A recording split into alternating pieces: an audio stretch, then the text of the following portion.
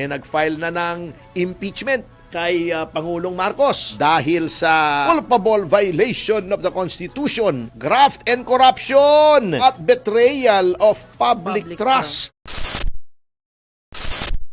Diba? Magulo rito kasi nga may corruption, nagagalit yung mga tao, nagkakaroon ng outflow ng investments eh. Yun ang masakit dyan.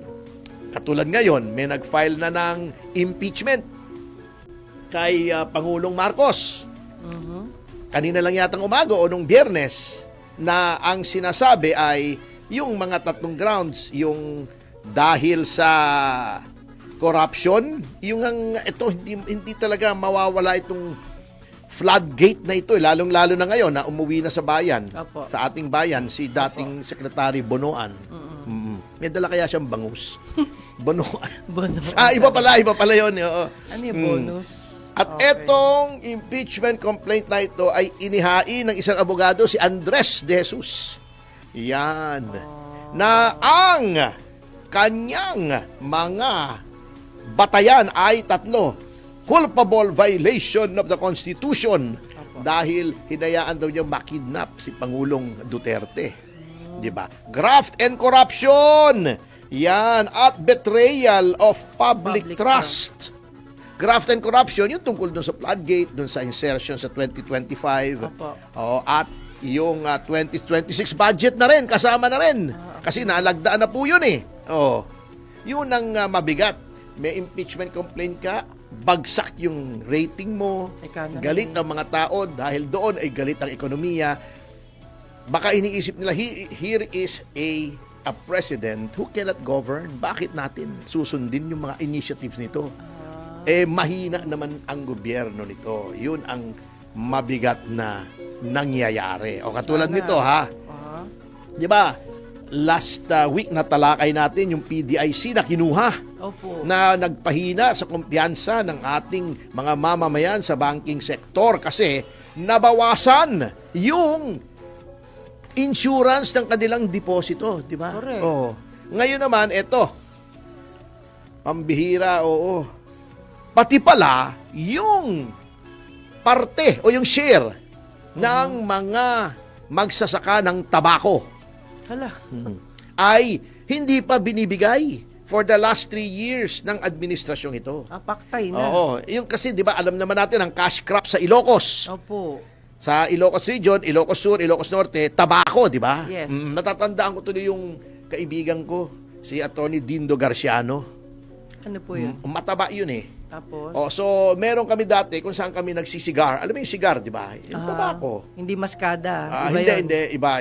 Yung maskading inunguya eh. Minunguya yun. Ito hindi. Yung sigar talaga ganun. Opo, Fort opo. and Teyan, dating dun sa Renaissance Hotel sa Makati yes, Avenue. yes, Yes. opo.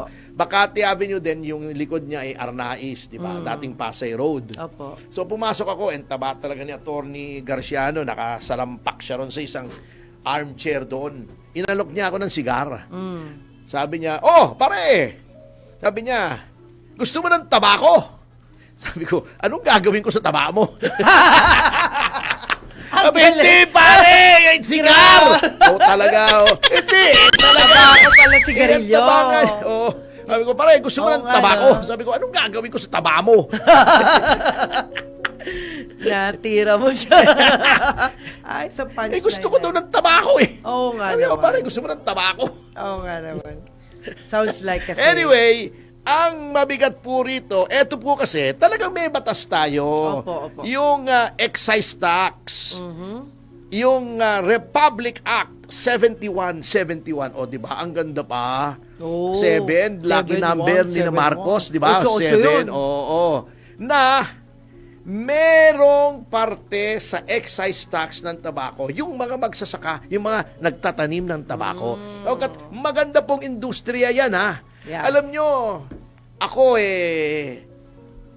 na iniisip ko kung ako talaga may say sa gobyerno, i-develop ko yung ating cigar industry. Oo. Kasi yung cigar po, ang taas ng value added niyan. Cigar smoker ako eh. Ito nyo ha, may iba-iba ang mga bansang pinanggagalingan ng mga fine cigars. Siyempre, Cuba. Yan ang sinasabi nilang gold standard. Opo. Ngunit, since ang Cuban cigar ay kontrabando sa United States, kasi, di ba, magkagalit sila ng Cuba. Opo. Umpisa pa nung Cuban Missile Crisis, di ba? Mahabang story yan, hindi na natin Okay. sasabihin dito. Opo. Hindi ka pwedeng mag-import ng kahit anong produkto actually ng Cuba. Galing sa kanila. Galing sa Cuba, papuntang Estados Unidos. At kahit nabili mo sa ibang bansa, let's say nabili mo sa Mexico, kasi hindi naman contraband sa Mexico yun. Opo. Pinasok mo sa Amerika yung Cuban cigar. Bawal pa rin. Bawal pa rin. Maaari ka pa rin arestuhin at ikulong o pagbultahin. Hala. Oo, anyway. So, noon naman nagka-revolusyon, yung Cuban Revolution, kung saan nag-take over, di ba, si Fidel Castro from Batista. Opo. Yung naging communist sila from democratic country, naging komunista. Opo. Naging communist regime. Hindi itong Batista na wrestler, ha? Oo. Yung malaki ang katawan, yung kaibigan ni Manny Pacquiao. Iba naman yun eh. Iba Yung sa wrestling, si Batista. Okay. Iba yun, oo. Hindi din siya si hindi rin siya si Jim Paredes. Ay, hindi rin. Oo, kasi Batista eh. Nako, iba na lang patutunguhan yan. Nung Sige. na-depose si Batista ni Fidel Castro, Opo. yung mga ibang Cuban na yung mga may mga hasendero roon na may ektarya na pananim ng cigar, ng tobacco, Okay. cigar tobacco. Opo. Yung Cuban beef, Yeah. nag-smuggle sila, nag-alisan sila.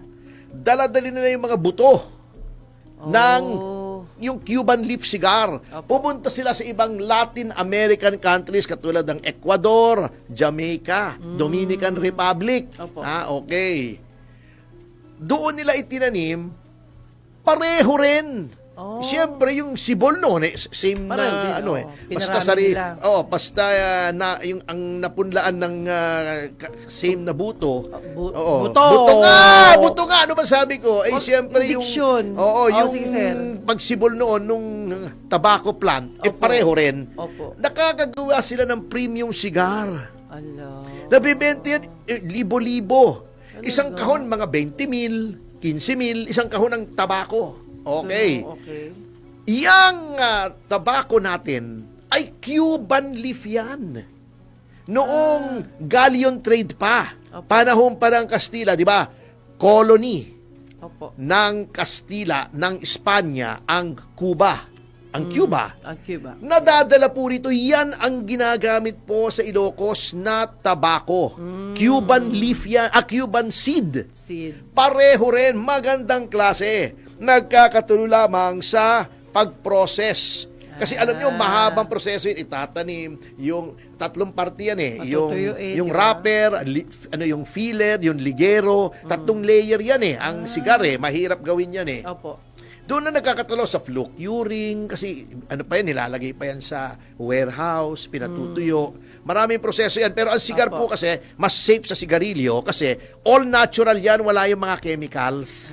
Oo, yan. Kung ang comparison ay yung orange juice na ikaw ang nagpiga at saka yung nabibiling orange juice sa grocery, ganun yun eh. May mga okay. additive na yun eh, di ba? O, Opo. yun. Okay. Yung mga galing Jamaica, Dominican Republic, Ecuadorian, ang mamahal. Kumikita yung bansa nila doon sa kanilang cigars. Bakit yung atin hindi ma-develop? Kasi nga, hindi sinusuportahan. Kinukupit pa ng gobyerno yung dapat sa mga farmers. Alam nyo, magandang negosyo yan kung madidevelop natin na ang mga cigars galing sa Pilipinas ay premium. Ibig sabihin, mamahalin. Opo. Hindi pipitsugin. Kikita po tayo. Uunlad yung mga magsasaka natin ng tabako. Eh, hindi nga natin magawa kasi kita nyo nga, Di ang ba nagagalit masama na nga si yan? Manong Chavit eh. Sa Ha? kalusugan? Oo, hindi binibigay. Oo. Yung suporta. Pinirmahan daw yung General Appropriations Act ng 2026. Wala pa rin yung parte ng mga tobacco farmers. At 3 years na. 3 years nang hindi binibigay ni Pangulong. Share nila, Oo, share. yan yung share sa excise tax. Okay. Ha? Hindi daw binibigay ni Pangulong Marcos na ironic because siya ay taga-norte. Siya ay taga roon sa mga probinsya, di ba? Ilocano siya, di ba? Ilocos Norte, di ba? When, Manong? When?